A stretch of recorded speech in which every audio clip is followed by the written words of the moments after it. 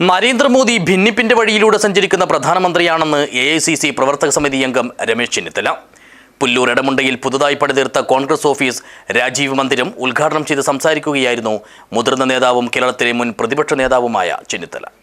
This news sponsored by Forever for everyone. Shobhika Weddings, Big Mall, Kanjangad, Kozhikode, Koilandi and Kuttiyadi. ഭിന്നിപ്പിന്റെ വഴിയിലൂടെ സഞ്ചരിക്കുന്ന പ്രധാനമന്ത്രിയാണ് നരേന്ദ്രമോദിയെന്നും അതേസമയം രാഹുൽ ഗാന്ധിയുടെ നേതൃത്വത്തിൽ രാജ്യത്തെ ഒന്നിപ്പിക്കാനാണ് പരിശ്രമിക്കുന്നതെന്നും എഐസിസി പ്രവർത്തക സമിതി അംഗവും കേരളത്തിലെ മുൻ പ്രതിപക്ഷ നേതാവും കെപിസിസി പ്രസിഡന്റുമായ രമേശ് ചെന്നിത്തല പറഞ്ഞു. പുല്ലൂർ എടമുണ്ടയിൽ കോൺഗ്രസ് യൂണിറ്റ് കമ്മിറ്റിക്കും രാജീവ് ജി ക്ലബിനും വേണ്ടി നിർമ്മിച്ച രാജീവ് ഭവൻ ഉദ്ഘാടനം ചെയ്ത് സംസാരിക്കുകയായിരുന്നു അദ്ദേഹം.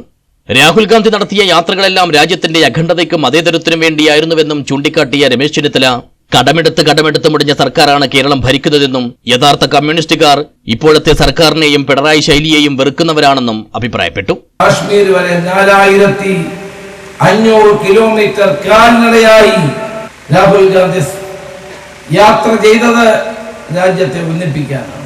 മണിപ്പൂരിന്റെ രക്തം വീണ മണ്ണിൽ നിന്ന് ബോംബെയിലേക്ക് അദ്ദേഹം യാത്ര നടത്തിയത് രാജ്യത്തെ ഒന്നിപ്പിക്കാനും ജനങ്ങൾക്ക് ന്യായവും നീതിയും ഉറപ്പുവരുത്താനുമായിരുന്നു. നമ്മുടെ രാജ്യത്തെ വർഗീയവൽക്കരിക്കാൻ ശ്രമിക്കുന്ന ബിജെപിയുടെ ആർഎസ്എസിന്റെ നയങ്ങൾക്കെതിരായി ഒറ്റക്കെട്ടായി നമുക്ക് മുന്നോട്ട് പോകണം. ഇന്ത്യയിൽ ഒരു മതേതര ഗവൺമെന്റ് ഉണ്ടാകണം. കേരളം ഭരിക്കുന്ന ഇടതു മുന്നണിക്കെതിരെ ഇന്ന് കേരളത്തിലെ മുഴുവൻ ജനങ്ങളും ചിന്തിക്കുന്ന കാലമാണ്. യഥാർത്ഥ കമ്മ്യൂണിസ്റ്റുകാർ പോലും ഈ സർക്കാരിനെ വെറുക്കുന്നു. യഥാർത്ഥ കമ്മ്യൂണിസ്റ്റുകാർ പോലും പിണറായി വിജയന്റെ ശൈലിയെ വെറുക്കുന്നു.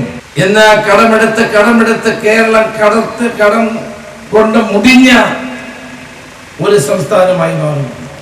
ചടങ്ങിൽ സംഘാടക സമിതി ചെയർമാൻ സി രാജൻ പെരിയ അധ്യക്ഷനായി. കാസർഗോഡ് ജില്ലാ Congress committee president P K Faisal, KPCC secretary K Neelakandan, KPCC vice president B P Pradeep Kumar, C K Aravindan, K V Gopalan, P Sreekala, Chandran Karicheri, Sudheesh Babu, M Madhavan എന്നിവർ സംസാരിച്ചു. News bureau, Periya.